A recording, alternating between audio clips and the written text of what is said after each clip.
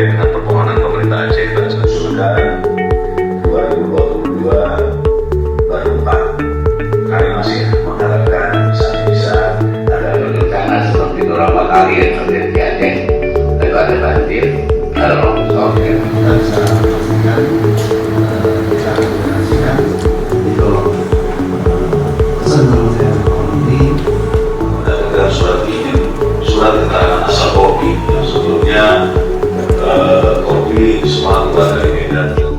Sabang sehari 3 kali.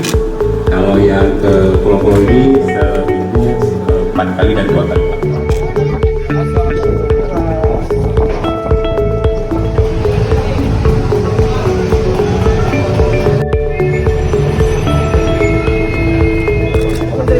Terima kasih.